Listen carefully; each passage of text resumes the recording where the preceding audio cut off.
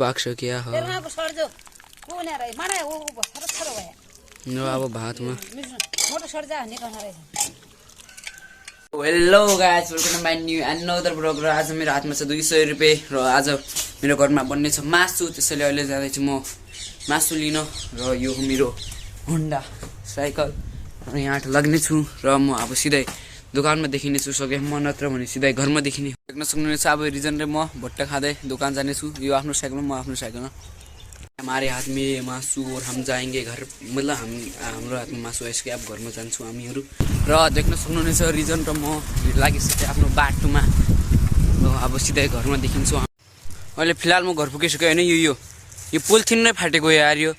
पोलिथिनमा धुलो पड्यो सिधै मासु यहाँ खस्या यो अब यो घर पनि पुगिसक्यो अब घरमा सिधै जाने र मासुलाई म राख्छु यो अगाडि हाम्रो सानो खुलो जस्तो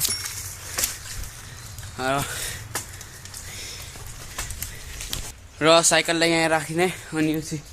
यो फाटेको पोलिथिन पनि के काम छैन यसको त्यसलाई लगेर र तपाईहरुले देख्न सक्नुहुन्छ म घरमा पुग्छु यो प्याज र टमाटर काटेको हो यो थालीमा मासु उनी त बुझ्दैन यो थाली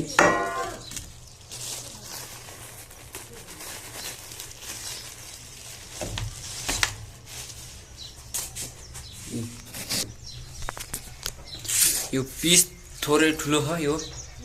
देख्न सक्नुहुनेछ पिस ठुलो हुनको कारण अब यसलाई कटिङ हुनेछ यसपछि यसको काम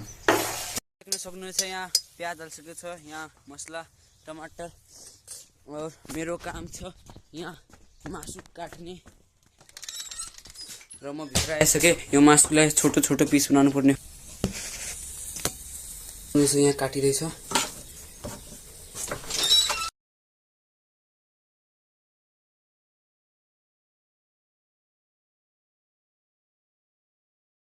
र फाइनली यो भइसकेको छ मासु अब यो थालमा हाल्ने हो थालीमा यो भइसकेपछि अब कडाईको लागि रेडी मासु पुग्यो और मासु गयो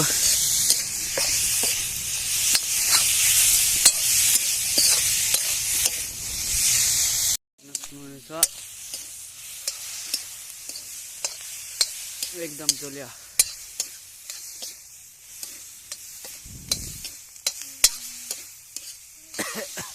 अब मसला हाल्नुको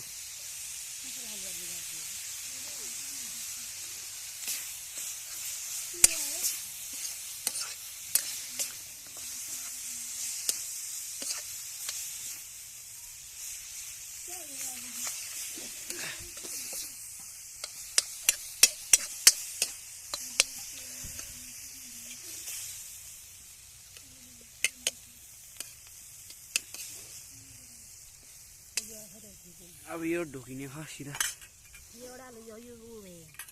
रखरख थोडा त पानी र अब थोरै पानी हाल्ने मसलाको खुट्टाउरीदेखि मात्र जलिसक्यो र अब ढोक्ने कार्यक्रम यसपछि सिधै पाक्यो सक्नुहुनेछ मासु पाकिसक्यो हो र अब भातमा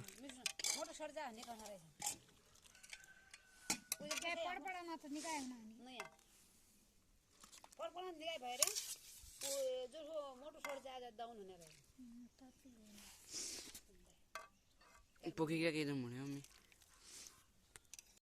तपाईँ सबैले देख्न सक्नुहुनेछ यो मासु